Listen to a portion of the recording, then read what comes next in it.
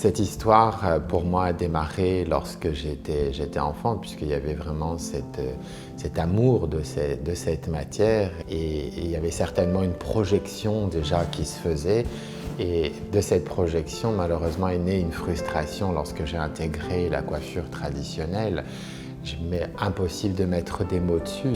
Et ça n'a été révélé que lorsque j'ai vécu moi-même ma première coupe énergétique, où là, c'est comme si mon corps me disait « Voilà, c'est comme ça que tu veux travailler la coiffure et magnifier cette belle matière que tu aimes depuis tout petit. » C'est une technique qui est précédée d'un massage shiatsu, qui est un massage qui est fait suivant les méridiens, ce qu'on appelle de la digicupuncture, qui vont me donner des informations et je vais regarder tout le positionnement des cheveux et la qualité du cuir chevelu.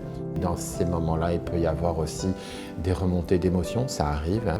La coupe énergétique, c'est avant tout une coupe vivante et on va bonifier le cheveu dans le sens où, avec l'onde vibratoire, la vibration qui va être émise avec ce rasoir, il va y avoir toute cette activation des cellules, de cheveux, de la microcirculation, ce volume qui va être donné par ce muscle qui va reprendre de l'essor. Puis après, il y a une dimension un peu plus holistique qui est que la personne va pouvoir éventuellement ressentir certaines sensations, des fois certaines émotions aussi. Et donc c'est pour ça que lorsque je la pratique, c'est uniquement en individuel pour que la personne se sente vraiment dans un cocon.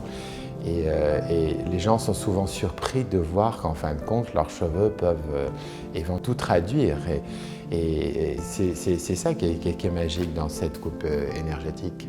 C'est vraiment une communion plus qu'une méthode vraiment. Et c'est ce qui m'anime au quotidien.